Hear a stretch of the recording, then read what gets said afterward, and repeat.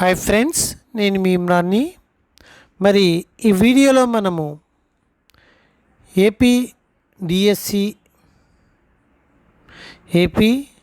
DSC లేదా AP TET లేదా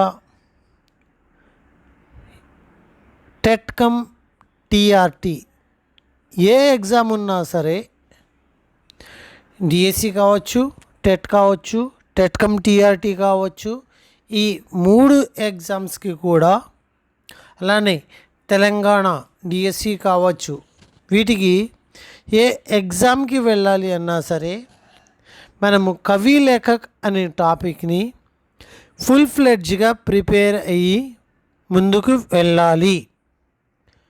అందులో భాగంగా మనము ఆధునిక హిందీ సాహిత్యానికి సంబంధించిన కవుల గురించి ఈరోజు మరి ఈ వీడియోలో వీలైనంత వరకు, ఎంతవరకు కుదిరితే అంతవరకు చెప్పుకుందాము.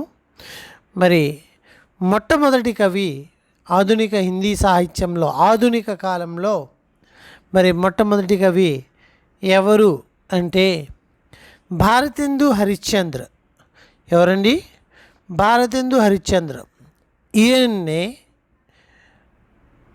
యుగ ప్రవర్తక్, కవుల్లో యుగ ప్రవర్తక్ అనే కవి ఎవరు అని చెప్పి అడిగితే బ్లంట్గా పెట్టాల్సిందే.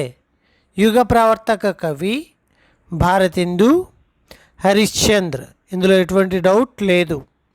యుగ ప్రవర్తక్ భారతేందు హరిశ్చంద్ర. తర్వాత మనము మరి ఈ టాపిక్ని కనుక చూసినట్లయితే, आधुनिक हिंदी साहित्य के पुनर्जागरण काल व प्रथम उत्थान काल के प्रवर्तक भारतेंदु हरिश्चंद्र है. आधुनिक हिंदी साहित्యంలో పునర్జాగరణ కాల్, పునర్జాగరణ కాల్ అంటే ఏంటి? భారతేందు యుగ్ అని అర్థము. ఈ పునర్జాగరణ కాల్ యొక్క ప్రథమ్ ఉత్థాన్ అని కూడా అంటాము. ప్రథమ్ యుగ్, ఆధునిక కాలంలో ప్రథమ్ యుగ్, భారతేందు యుగ్. అలానే పునర్జాగరణ కాల్, భారతేందు యుగ్. ఈ భారతేందు యుగ్ యొక్క ప్రవర్తక్ లేదా పునర్జాగరణ కాల్ యొక్క ప్రవర్తక్ ఎవరు అంటే भारतेंदु हरिश्चंद्र అని చెప్తాము. పండిత్ కృష్ణ శంకర్ శుక్ల కే శబ్దో మే, ఎవరి పదాల్లోనండి? పండిత్ కృష్ణ శంకర్ శుక్ల ఏమని చెప్తున్నారు? బాగా గుర్తుపెట్టుకో. పండిత్ కృష్ణ శంకర్ శుక్ల చెప్పిన పదాలేంటి? ये आधुनिक काल के प्रथम प्रौढ़ लेखक थे. इसके अतिरिक्त इन्होंने भाषा साहित्य की प्रतिष्ठा, वृद्धि तथा प्रचार में बहुत योग दिया. అంటే ఇక్కడ మీనింగ్ ఏంటి? హిందీ భాషా సాహిత్యానికి సంబంధించిన డెవలప్మెంట్లో ఎటువంటి డౌట్ లేకుండా ఆధునిక కాలంలో ప్రథమ ప్రౌఢ లేఖక్, మొట్టమొదటి గర్వించగల రైటర్ ఎవరు అంటే మరి భారతేందు హరిశ్చంద్ర అని చెప్తున్నది ఎవరు? కృష్ణ శంకర్ शुक्ल. यह आधुनिक काल के प्रथम प्रौढ़ लेखक थे. इसके अतिरिक्त इन्होंने भाषा साहित्य की प्रतिष्ठा, वृद्धि तथा प्रचार में बहुत योग दिया. इस दृष्टि से ये आधुनिक साहित्य के संस्थापक माने जाते हैं. इनके प्रयत्न इनके दिशाओं में हुए थे. ఆయన యొక్క ప్రయత్నాలు, ఆయన చేసిన ప్రయత్న ఫలం వల్ల మాత్రమే హిందీ భాషా సాహిత్యంలో ఒక వృద్ధి అనేది, ఒక ప్రతిష్టాత్మక స్టేజ్కి వెళ్ళడం అనేది జరిగింది. ఎవరు చెప్పారు? ఆచార్య పండిత్ కృష్ణ శంకర్ శుక్ల. ఎవరి గురించి చెప్పారు? ఇక్కడ ఏ అంటే ఎవరు? భారతేందు హరిశ్చంద్ర. ఇదే వాక్యం ఇచ్చేసి ఎవరు చెప్పారు, ఎవరి గురించి చెప్పారు, లేదా ఆధునిక హిందీ సాహిత్యంలో ప్రథముత్థాని ఏంటి, పునర్జగరణ కాల యొక్క ప్రవర్తక ఎవరు, ఎన్ని క్వశ్చన్స్ ఉన్నాయో చూడండి ఈ ఒక్క ప్యాసేజ్లో. आधुनिक हिंदी साहित्य के पुनर्जागरण काल का प्रथम उत्थान काल के प्रवर्तक हरिश्चंद्र, भारतेंदु हरिश्चंद्र है। कृष्ण शंकर शुक्ल के शब्दों में यह आधुनिक काल के प्रथम प्रौढ़ लेखक थे। इसके अतिरिक्त इन्होंने भाषा साहित्य की प्रतिष्ठा, वृद्धि तथा प्रचार बहुत योग दिया है। इस दृष्टि से ये आधुनिक साहित्य के संस्थापक माने जाते हैं। डॉक्टर रामविलास शर्मा के शब्दों में देखें तो भारतेंदु युग की विशेषता यह रही कि समस्त युग की साहित्य काश में भारतेंदु जी छाए रहे हैं। సో ఈ యుగంలోనే మరి భారతేందు వ్యాప్తి చెంది ఉన్నారు అని చెప్పి రామకృష్ణ విలాస్ శర్మ చెప్తున్నారు. ఇన్కి ప్రేరణ సే పత్ర పత్రికాయే ప్రకాశిత हुए. ఈయన ప్రేరణ వల్ల మాత్రమే పత్ర పత్రికాయే ప్రకాశించబడ్డాయి. उनके संकेत पर अनेक लिखने అలాగే ఆయన నిర్దేశాన్ని అనుసరించి, ఆయన ఇచ్చిన సంకేతాన్ని అనుసరించి ఎంతోమంది రైటర్స్ ఒక మండలినే నిర్మించారు కదండి. ఈయన तात्कालीन युवक साहित्य में अभिरुचि के व्यक्तियों के लिए वह प्रेरणा स्रोत थे. ఎవరు? భారతేందు హరిశ్చంద్ర. ఎవరు చెప్పారు? రామ్ విలాస్ శర్మ. ఫస్ట్ చెప్పింది ఏంటి? ఎవరు? కృష్ణ శంకర్ శుక్ల. తర్వాత చెప్పింది ఎవరు? రామ్ విలాస్ శర్మ. ఎవరి గురించి చెప్పారు? భారతేందు హరిశ్చంద్ర గురించి. పత్రపత్రిక ప్రేరణ సంకేత అనే పదాలు గుర్తుపెట్టుకోండి. अभिरुचि व्यक्तियों के प्रेरणा स्रोत बनने की और उनकी इच्छा के विरुद्ध ना किसी ने कुछ कहा ना लिखा. इनकी प्रेरणा से अनेक साहित्य संस्थाएं अस्तित्व में आई हैं. ఎన్నో రకాల సాహిత్య సంస్థలు బయటికి రావడం అనేది జరిగింది. హిందీ జగత్ మే రాష్ట్రీయ సాంస్కృతిక వాతావరణ ఉత్పన్న హువా హై. రామ్ విలాస్ శర్మ చెప్పింది. హిందీ యుగానికే మరి ఒక నేషనాలిటీని మరి క్రియేట్ చేసిన వ్యక్తి ఈ యొక్క భారతేందు హరిశ్చంద్ర. ఈయన ప్రేరణ వల్ల ఎంతోమంది రైటర్స్గా మారారు, ఎంతోమంది కవులుగా మారారు, ఎంతోమంది న్యూస్ పేపర్స్ని ప్రింటింగ్ చేయడము. సో ఇదంతా ఎవరు చెప్పింది? రామ్ విలాస్ శర్మ చెప్పింది. కృష్ణ శంకర్ చెప్పింది ఏంటి? ఈయన ప్రథమ ప్రౌఢ లేఖక అని చెప్పి మరి భాషా సాహిత్య యొక్క ప్రతిష్టాత్మక వృద్ధిని కనుక్కున్నది ఎవరు అంటే మరి ఈ రకంగా మనము భారతేందు హరిశ్చంద్ర గురించి కృష్ణ శంకర్ శుక్ల చెప్పారని చెప్పుకోవాలి. అమ్మ ఈ ప్యాటర్న్లో చదువుతూనే గుర్తుంటాయి, గుర్తుపెట్టుకోండి. व्यक्तित्व देखा जाए तो हरिश्चंद्र के पिता बाबू गोपाल कृष्ण गिरधर दास एक प्रसिद्ध कवि थे. మరి హరిశ్చంద్ర యొక్క పిత మరి ఒక కవి. ఆయన పేరేంటి? బాబు గోపాల్ కృష్ణ గిరిహర్ దాస్. ఈయన ఒక ప్రసిద్ధ కవి. నహూష్ అనే నాటకని తొలి నాటకంగా కొలుస్తాము. ఆ నహూష్ అనే నాటకని ఎవరు రాశారు అంటే गिरधर दास రాశారు. గోపాల్ కృష్ణ గిరిధర్ దాస్ एक ప్రసిద్ధ కవి. अपना जन्म आपका जन्म మరి ఆయన కూడా కవి అని చెప్పుకున్నాం కదా. आपका जन्म ఎవరి యొక్క? భారతేందు హరిశ్చంద్ర యొక్క జన్మ 2 फरवरी 1850 को हुआ है. ఎప్పుడండి?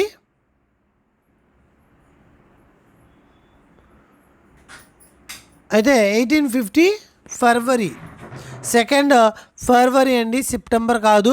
2 फरवरी 1850లో ఈయన పుట్టడం అనేది జరిగింది. సెప్టెంబర్ కాదు, 2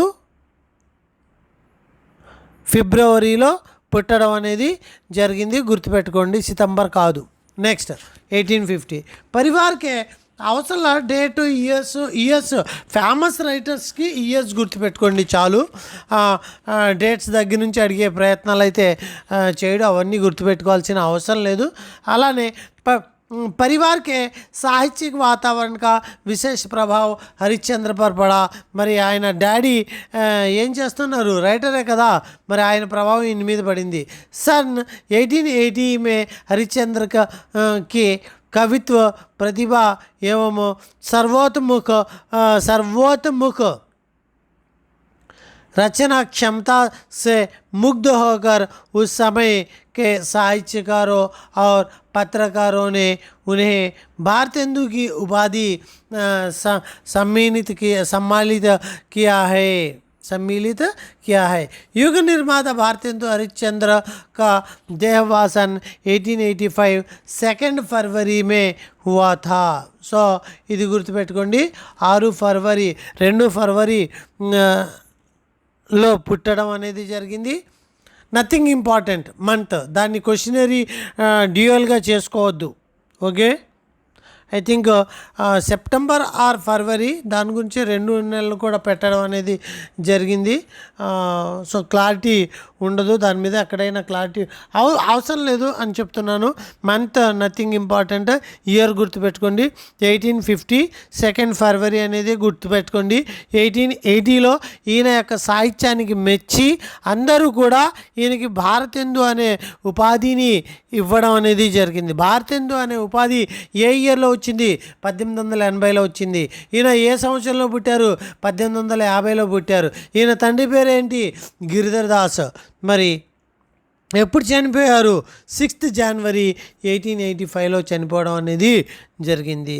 కృతిత్వ, మరి हिंदी गद्य की विविध विधाओं के प्रवर्तक के रूप में भारतेंदु हरिश्चंद्र का नाम सादर से लिया जाता है। आपने नाटक, निबंध, गद्य विधा का सृजन करके गद्य शैली के पद प्रदर्शन महत्वपूर्ण योग दिया है। మరి అంతకు ముందు వరకు అన్నీ కూడా రీతికాల వరకు మరి పద్య రూపంలోనే ఎక్కువగా ఉండేది। పర్ఫెక్ట్ గద్య రూపాన్ని భారతేందువే పుట్టించారు అని చెప్పి, అంటే ప్రవర్తక అనే చెప్పొచ్చు, గద్యకే ప్రవర్తక అని చెప్పొచ్చు। కాబట్టి नाटक, निबंध, गद्य के अनेक विधाओं का एक गद्य शैली का పద ప్రదర్శన, సో ప్రతి ఒక్కరికి మోటివేట్ చేయడం అనేది జరిగింది। మరి పత్రపత్రిక కవివచన సుధా, హరిశ్చంద్ర మ్యాగజైన్, हरिश्चंद्रिका भारतेंदु संपादकत्व में प्रकाशित पत्रिकाएँ हैं। మరి ఈయన కవివచన సుధా, హరిశ్చంద్రిక అనే పత్రికల్ని కూడా ఇంట్రడ్యూస్ చేయడం అనేది జరిగింది। అలానే మరి ఈ యొక్క భారతేందు హరిశ్చంద్ర గురించి మనం అంటే కవి పరిచయం ఇదే కాకుండా మెటీరియల్లో కూడా చదవండి।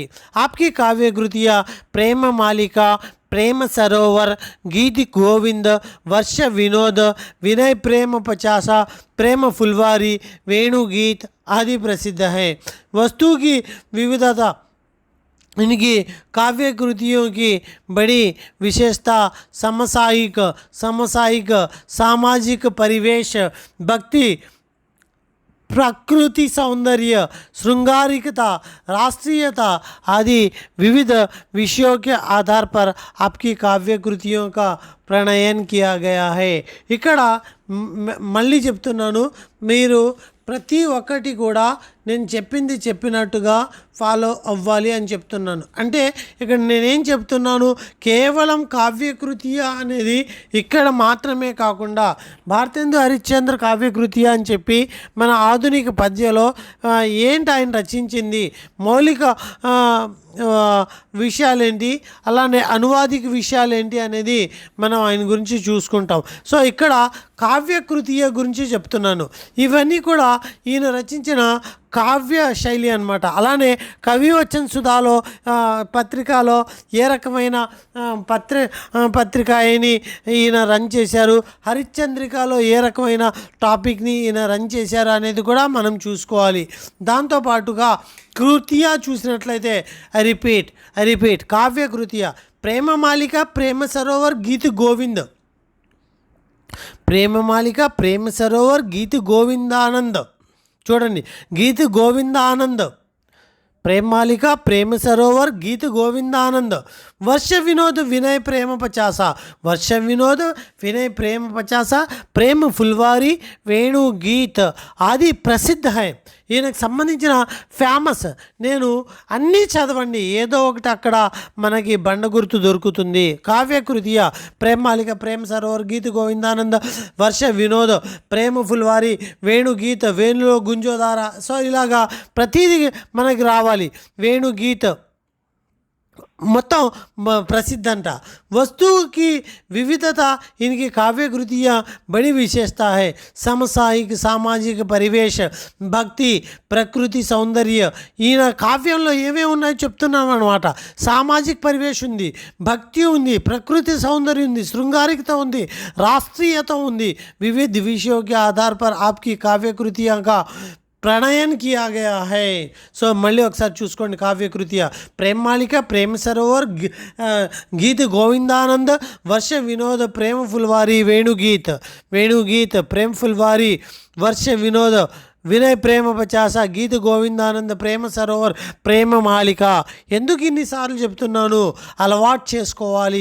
ఆ రకంగా అలవాటు చేసుకుంటేనే. అలానే నెక్స్ట్ బహుర్ముఖి ప్రతిభ అంటండి. ఈయనకి సంబంధించిన బహుర్ముఖి, అంతర్ముఖి ఏంటి? కొంతమంది మాట్లాడతారు పైకి స్పష్టంగా శుద్ధంగా ఏదున్నా సరే క్లారిటీగా ప్రజెంట్ చేస్తారు. కొంతమంది దగ్గర నాలెడ్జ్ ఉంటుంది కానీ ఆంతరికంగా ఉండిపోతుంది, పైకి స్ప్రెడ్ చేయలేరు. అటువంటి పరిస్థితులు ఉంటాయి. बहुर्मुखी प्रतिभा भारतेंदु एक और साहित्य क्षेत्र में कवि, नाटककार, इतिहास समालोचक, पत्र संपादन, निबंधकार थे, तो दूसरी ओर राजनीति के क्षेत्र में एक राष्ट्र नेता, पद प्रदर्शक, मातृभाषा की उन्नति में संदर्भ में आपकी निम्नलिखित पंक्तियाँ भी अत्यंत लोकप्रिय है. मातृभाषानी చాలా ఇంపార్టెన్స్ ఇవ్వడం. అంతేకాదు మీకు ఒక రైటర్ గురించి అడుగుతాడు, ఎలాగా రాజ్య భాష, రాజ్య ప్రేమ్ తదా రాష్ట్ర ప్రేమ్, దోనోకే ప్రతి ప్రేమ్. అంటే ఒకవైపు ఆ టైంలో అంగ్రేజీయుల బ్రిటిష్ వాళ్ళ యొక్క పరిపాలన, ఒకవైపు రాజ్య ప్రేమ్, ఇంగ్లీష్ వారి పట్ల సానుభూతి, ప్రేమ, అలాగే ఇంకొక వైపు రాష్ట్ర ప్రేమ, దేశం పట్ల సానుభూతి, ప్రేమ. ఈ రెండింటిని మేనేజ్ చేస్తూ వచ్చిన వ్యక్తి ఎవరు అంటే భారతేందు హరిశ్చంద్ర. విరోధి భావన అనేది కాదు. సో అలానే మాతృభాషకు కూడా చాలా ఇంపార్టెన్స్ ఇవ్వడం అనేది జరిగింది. ఎవరు? భారతేందు హరిశ్చంద్ర. ఆ మాతృభాష పట్ల ఈయన రచించిన కొన్ని పద్యాల్లో ఒకటి ఇంపార్టెంట్ అన్నమాట. మాతృభాష నిజ భాష ఉన్నతి అహై సబ్ ఉన్నతి కో మూల్. ఇదే లైన్ ఇచ్చేసి ఈ పంక్తి ఎవరికి సంబంధించింది అని చెప్పి బిట్లు అడిగిన రోజులు కూడా ఉన్నాయి, ఉండొచ్చు కూడాను. बिन निज भाषा ज्ञान के मिटत ना ही को सुल. निज भाषा, निज धर्म, निज मान, निज कर्म व्यवहार, సభై బడావద్ వేగి మిలి కహత పుకార్. సో ఇక్కడ ఈ పద్యంని బైహార్ట్ చేయమని నేను చెప్పట్లేదు, కానీ నిజ భాష ఉన్నతి అహై సబ్ ఉన్నతికో మూల్ అంటే మాతృభాష ప్రేమ గురించి మరి వివరణ ఇచ్చింది ఎవరు అంటే ఈ యొక్క పద్యాన్ని ఒక లైన్, నిజ భాష ఉన్నతి అహై సబ్ ఉన్నతికో మూల్.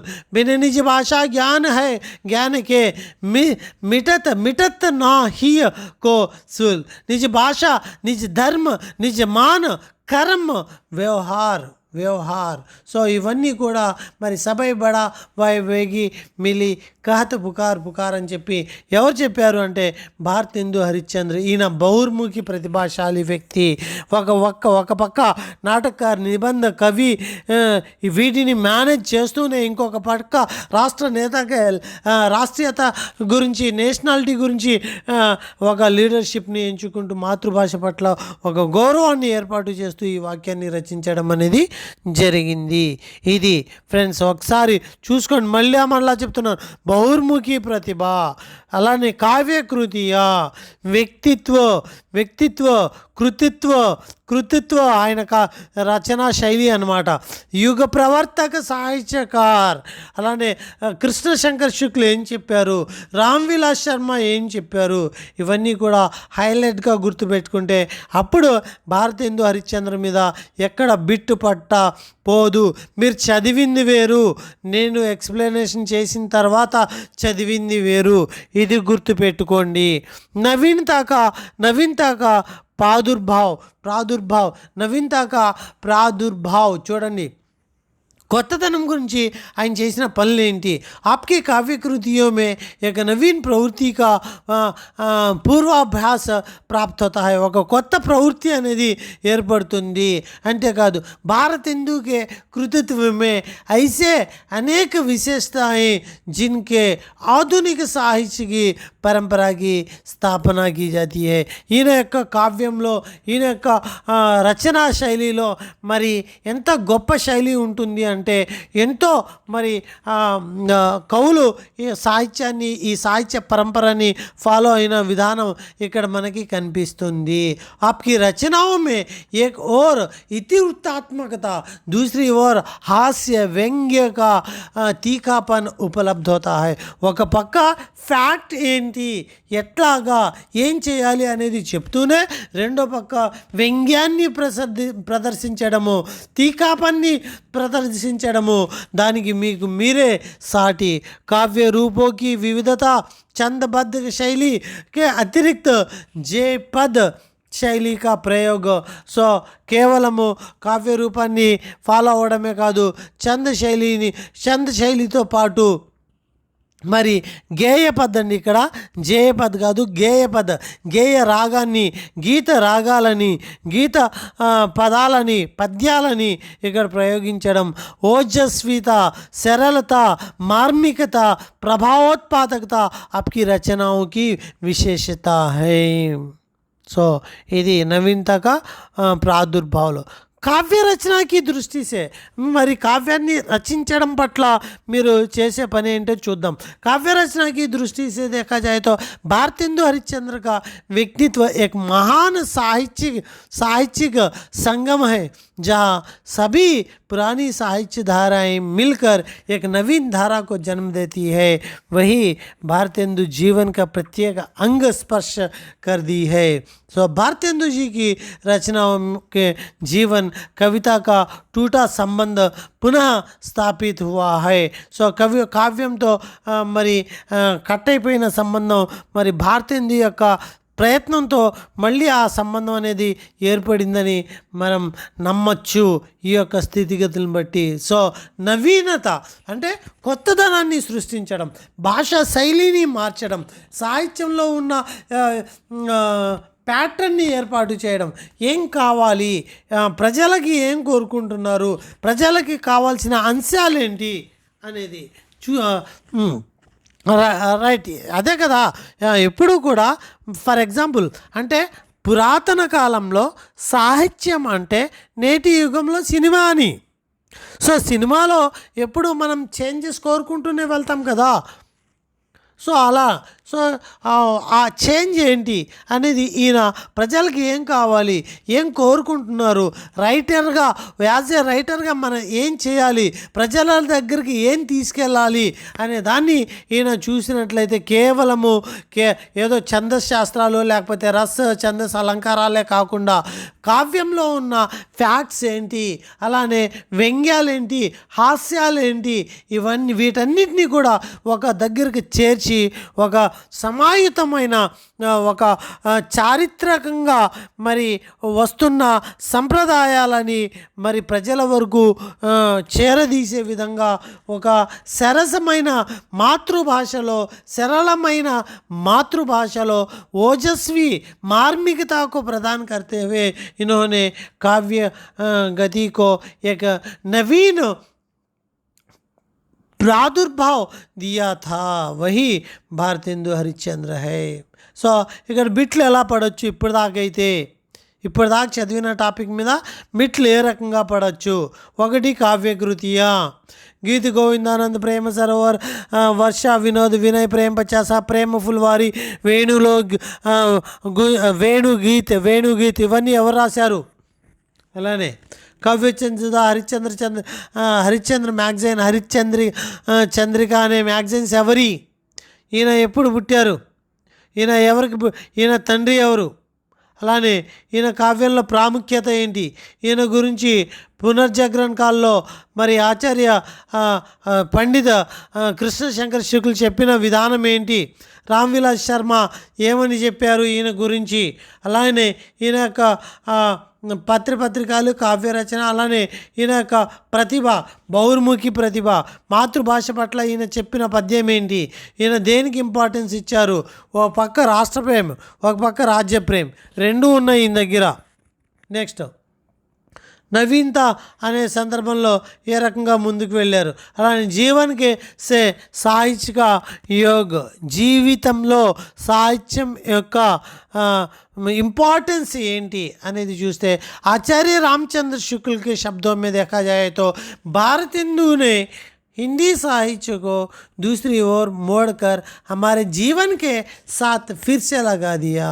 సో భారతేందు మరి జీవితంలో సాహిత్యం యొక్క ప్రాముఖ్యత ఏంటి, ఏం కావాలి అనేది మనకి తెలుసుకుని ఆయన మన జీవితానికి చాలా దగ్గరగా సాహిత్యాన్ని తీసుకొచ్చారని చెప్పి ఎవరు చెప్పారు, రామచంద్ర శుక్లు చెప్పారు. సో ఎవరెవరు ఏం చెప్పారో సపరేట్ చేయండి. రామచంద్ర శుక్లు ఏం చెప్పారు, కృష్ణశంకర్ శర్మ ఏం చెప్పి శుక్లు ఏం చెప్పారు, అలానే ఎవరు ఇంకొకళ్ళు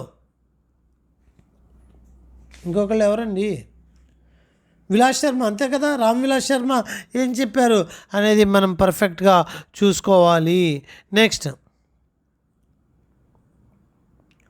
हमारे जीवन और साहित्य के बीच जो विच्छेद पड़ रहा है उसे उन्होंने दूर किया. हमारे साहित्य को नए नए विषयों की ओर प्रवृत्त करने वाले हरिश्चंद्र ही हुए और उनके समय में ही देश के कोने कोने में హిందీ లేఖక తయారు హువే. దేశంలో ప్రతి ఒక్క మూలల్లో కూడా మరి హిందీ రైటర్స్ తయారయ్యారు అంటే ఆ యొక్క ప్రతిభ ఆ యొక్క వ్యక్తికే చెందుతుందని చెప్పి ఆచార్య రామచంద్ర శుక్లు చెప్పారు. అలానే మరి హిందీ లేఖక తయారు హువే जो उनके निधन के उपरांत भी बराबर साहित्य सेवा में लगे रहे थे. गद्य रचनाएं చూసినట్లయితే भारतेंदु जी ने जनता में राष्ट्रीय चेतना भरने के लिए नाटक और रंगमंच को एक सशक्त మాధ్యం స్వీకార్ కియా. ఈయన మెయిన్ టాస్క్ ఏంటి, నేషనాలిటీ గురించి నాటకాన్ని ప్రదర్శించడానికి ఒక స్టేజ్ని తయారు చేయడమే కాకుండా సంస్కృత అంగ్రేజీకి నాటकों का अनुवाद के साथ साथ मौलिक नाटकों की रचनाई भी की है. ఈయనకి అనుదిత్ నాటక, ఈయన అనువాదించిన నాటకాలు ఏంటి అంటే విద్యాసుందర్, పాఖండ్ విడంబన్, ప్రబోధ చంద్రోదయ్, ధనంజయ విజయ్, ముద్ర రాక్షస్, దుర్లభ్ బంధు, వంశపుర్ కా మహాజన్ తథా. సో ఇక్కడ దాకా అనుదిత్ నాటకాలు విద్యాసుందర్, పాఖండ్ విడంబన్, ప్రబోధ చంద్రోదయ్, ధనంజయ విజయ్, ముద్ర రాక్షస్, దుర్లభ్ బంధు, వంశపుర్ కా మహాజన్, చూడండి వంశపుర్ కా మహాజన్, ఇవన్నీ ఏంటి అనువాదించిన నాటకాలు అన్నమాట. ఈయన రచించిన అనువాదించిన నాటకాలు ఏంటి, విద్యాసుందర్, పాఖండ్ విడంబన్, ప్రబంధ చంద్రోదయ్, ధనంజయ విజయ్, ముద్ర రాక్షస్, దుర్లభ్ బంధు, ధనంజయ విజయ్, ముద్ర రాక్షస్, దుర్లభ్ బంధు, వంశపుర్ కా మహారాజ్ తథా. మౌలిక నాటక ఏంటి అనేది చూస్తే వైదిక హింస నా భావతే, సత్య హరిశ్చంద్ర, శ్రీచంద్రవళి నాటిక, భారత జనని, నీల్దేవి, అంధేర్ నగరి, ప్రేమ జోగిని. ఇవి మరి ఈయన డైరెక్ట్గా రాసిన నాటకాలు.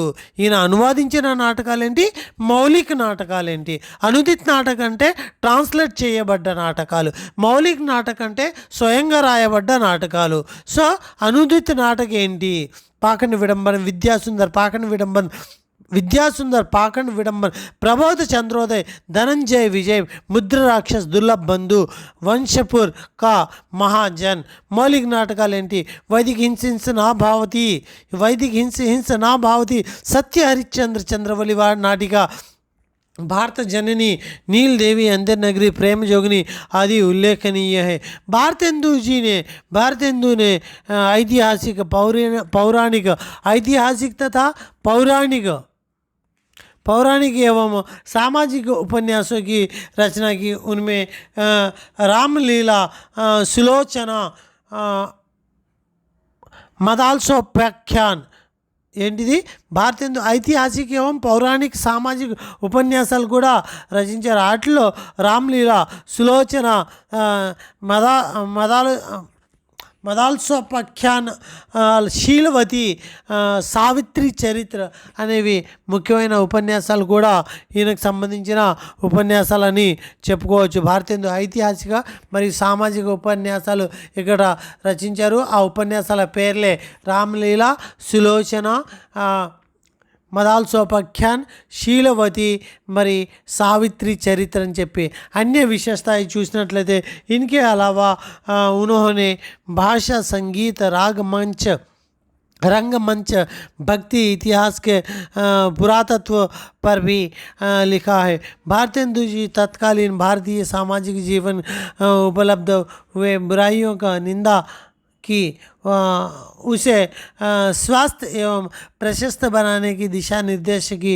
धार्मिक दृष्टि से वल्लभ संप्रदाय के पुष्टि मार्गीय होने पर भी वल्लभ संप्रदाय का पुष्टि मार्गाన్ని अनुसरिస్తూనే आप में धार्मिक संकीर्णता लेश मात्र भी नहीं है।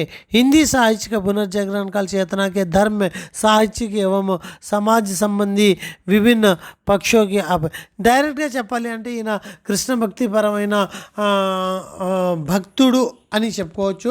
ఈయన భక్తి ఏంటి అంటే కృష్ణ భక్తి, కానీ అది ఈయన రచనల్లో అయితే చూపించలేదు. భక్తిపరంగా ధార్మికాన్ని నమ్మింది ఏంటి అంటే వల్లభ సంప్రదాయాన్ని నమ్మారు కాబట్టి, పుష్టి మార్గాన్ని నమ్మారు కాబట్టి కృష్ణ భక్తి వైపుకే ఈయన భక్తి మార్గం పరంగా వెళ్ళడం అనేది జరిగింది. ఈయనకు సంబంధించిన ఉపన్యాసాలు ఏంటి ఒకసారి చూసుకోండి. రామ్లీల, సులోచన, అలానే మదాల్సోపాఖ్యాన, శీలవతి, సావిత్రి చరిత్ర. అలానే ఈయనకు సంబంధించిన మౌలిక నాటకాలు ఏంటి అనేది చూసుకోండి. వైదిక హింసించ, నాభావతి, సత్య హరిశ్చంద్ర, శ్రీచంద్రవల్లి నాటిక, భారత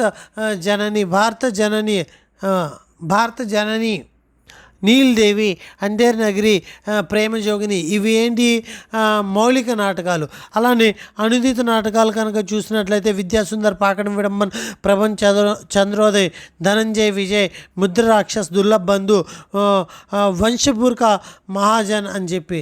అలానే జీవితానికి సాహిత్యాన్ని జోడిస్తూ ఈయన ముందుకు తీసుకెళ్ళడం అనేది జరిగింది. అట్లానే మరి ఈయనకు సంబంధించిన నవీన ధార కావ్యంలో మరి ఏ కొత్త అంశాలని తీసుకురావడం అనేది జరిగిందో చూసుకోవాలి. అలానే ఈయన మాతృభాష పట్ల మరి ఏ రకమైన ప్రదర్శన చేశారు. అలానే ఈయన కావ్యకృతి ఏంటి అనేది చూసుకోవాలి. ఎలాగా प्रेम सरोवर, गीत गोविंद, वर्ष विनोद, विनय, प्रेम पचासा, प्रेम फुलवारी, वेणु गीत आदि। वस्तु की विविधता, काव्यकृतियाँ की विशेषता, सामाजिक परिवेश की अंतर्गत भक्ति, प्रकृति, सौंदर्य, श्रृंगारिकता, राष्ट्रीयता, ये सभी इनके काव्य की कृतियाँ में. पत्र पत्रिका చూసినట్లయితే కవ్యవచన సుధా, హరిశ్చంద్ర మ్యాగజైన్, హరిశ్చంద్ర చంద్రిక అనేవి రావడం అనేది జరిగింది. సో అలానే ఎప్పుడు పుట్టారు? 1850లో పుట్టారు. ఎప్పుడు చనిపోయారు? 85లో చనిపోయారు. 30 సంవత్సరాలే బతికారు. కానీ ఒక 80లో ఆయన చేసిన కావ్యానికి, ఆయన చేసిన ప్రయత్నానికి ఆయన ఒక మండలి స్థాపించడము, ఆ మండలి ఉన్న కవులు, నేనేం చెప్తున్నాను, కవి లేఖకు మాత్రమే ఈ మెటీరియల్. అట్లానే రిమైనింగ్ సాహిత్యకి ప్రవృత్తియా, సాహిత్యకి విశేషతాయి, అవన్నీ కూడా సపరేట్గా నేను ఆల్రెడీ మీకు మెటీరియల్ని ప్రొవైడ్ చేయడం అనేది జరిగింది. సో ఇది భారతేందు హరిశ్చంద్ర. అలానే మరి ఎవరైతే మెటీరియల్ కావాలి అనుకుంటున్నారో, అలానే ఎవరైతే మరి గ్రూప్లో జాయిన్ అవ్వాలి అనుకుంటున్నారో ఈ నెంబర్కి కన్సల్ట్ చేయండి, డీటెయిల్స్ కనుక్కోండి, గ్రూప్లో జాయిన్ అవ్వండి. వీలైనంత వరకు పూర్తిగా మిమ్మల్ని ఒక మంచి 100% ది బెస్ట్ గైడర్ లాగా నేను తీసుకెళ్ళడం అనేది జరుగుతుంది. Okay friends, thank you to one and all.